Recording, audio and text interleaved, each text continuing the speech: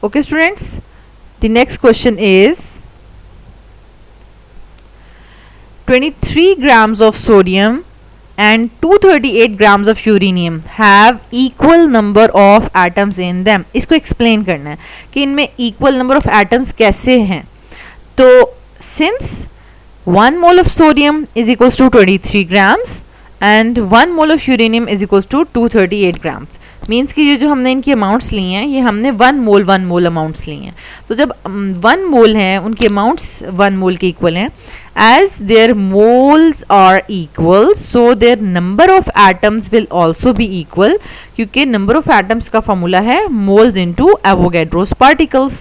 तो ये सिंपल हमारे पास आंसर है इसका कि हम इसको इस तरीके से अटेम्प्ट कर सकते हैं. Question number 9, What is the percentage composition? Calculate percentage composition of glucose.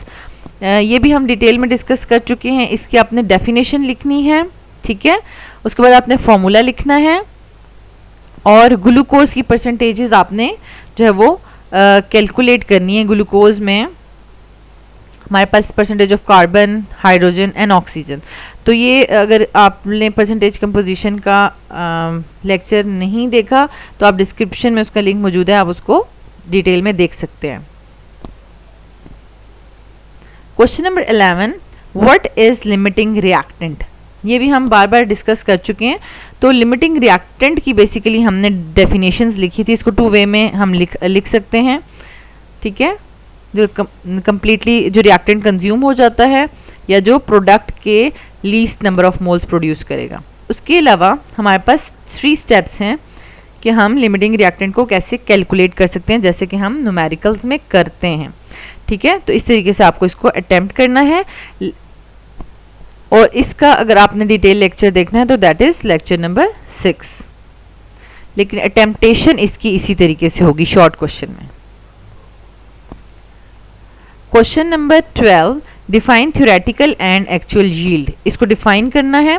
तो हमने इसको ये देखें डिफाइन भी कर दिया, साथ 1-2 पॉइंट्स भी एक्सप्लेन कर दिए और इसकी एक्सप्लेनेशन लेक्चर नंबर 7 में आप डिटेल देख सकते हैं.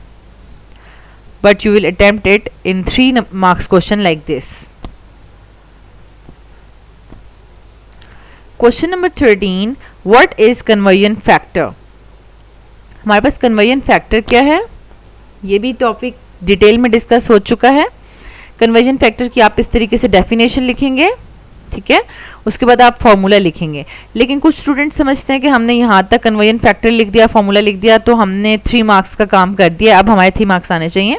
बट आपने अगर इसको लिखा है, एक्सप्लेन किया, आप कह रहे हैं कि quantity to be determined divide by quantity that is given, तो you should write the example, ठीक है.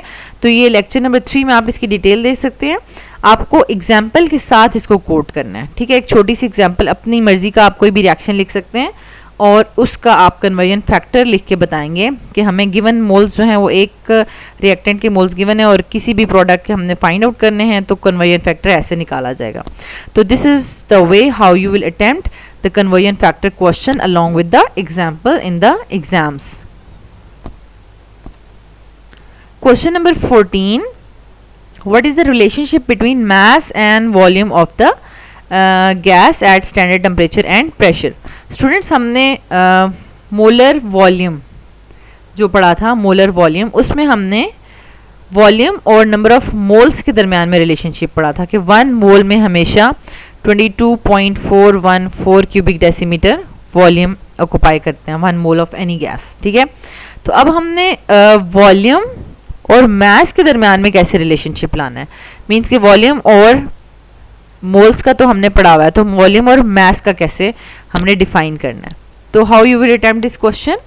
सबसे पहले आप मोलर वॉल्यूम के बारे में बताएंगे. The volume occupied by 1 mole of a gas at STP is called its molar volume और उसकी वैल्यू आप लिखेंगे. देन आप मोलर मास के बारे में बताएंगे.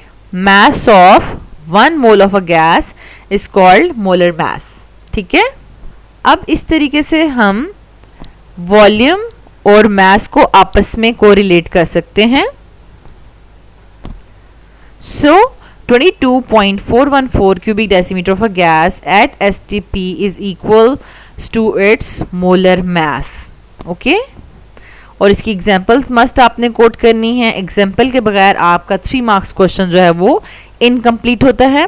22.414 cubic decimeter of carbon dioxide is equals to 1 mole और 1 mole आगे मोलर मास के इक्वल होगा 44 ग्राम्स. ठीक है, तो बेसिकली हमने वॉल्यूम का मास के साथ रिलेशनशिप बता दिया. ठीक है. Question number 15. The actual yield is lesser than theoretical yield. Give reason. It is also discussed in very much detail कि mainly इसकी ये 3 reasons हैं. आपको इसी तरह points में ही लिखना है. बाय प्रोडक्ट्स बन जाते हैं, रिवर्सिबल रिएक्शंस की वजह से हमारे पास प्रोडक्ट्स नहीं बनती, और मैकेनिकल लॉस की वजह से. ठीक है, you have to attempt it like this. Question number 16. What are the representative particles in 1 mole of a gas at standard temperature and pressure? अब representative particles आपके पास क्या होते हैं? 1 mole of any gas at STP occupies 22.414 cubic decimeter volume occupy करता है, and 1 mole हमेशा 6.02 times by 23 particles occupy करेगा. ठीक है, 1 mole का आपके पास वॉल्यूम और पार्टिकल्स के साथ रिलेशनशिप बताया हुआ है. अब आप इसको एग्जाम्पल की फॉर्म में कोट कर दें. ठीक है, कि हमारे पास वॉल्यूम देखें इतना होगा और उसका मास और उसके अंदर जितने भी पार्टिकल्स हैं. ठीक है, this is the proper way to attempt the question. And the last question is What is stoichiometry and stoichiometric amounts? Stoichiometry क्या होती है, ये हम डिटेल से इसकी डेफिनेशन पढ़ चुके हैं. The study of relative amounts of substances involved in a chemical reaction as given by the balanced chemical equation is called stoichiometry. और stoichiometric amounts क्या होती हैं? Amounts क्या होती हैं? The amounts of reactants according to the balanced chemical equation are called as stoichiometric amounts. अब कुछ students जो हैं वो फ्लो में जब लिखते हैं amounts of reactants and products in a balanced chemical equation. अगर वो products भी लिख देते हैं तो उनका क्वेश्चन जो है वो रॉन्ग हो जाएगा. ओके स्टूडेंट्स, सिर्फ हमारे पास जो रिएक्टेंट्स हैं कि हमारे पास जैसे for example here is an equation, आप लिखेंगे कोई भी बैलेंस केमिकल इक्वेशन लिख दें और इसमें बताएं कि 2 moles of sodium hydroxide and 1 mole of sulfuric acid. These are stoichiometric amounts. Okay.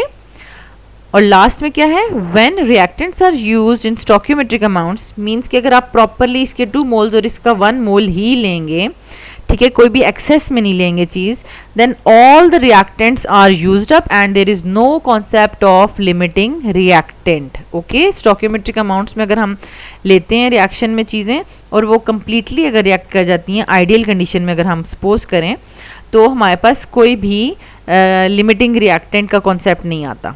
ठीक है, कि एक चीज़ कंप्लीटली कंज्यूम होगी और दूसरी हमारे पास पीछे एक्सेस में रह जाएगी. Okay students, I hope so कि आपको way of attemptation of short questions थोड़ा सा क्लियर हो गया होगा.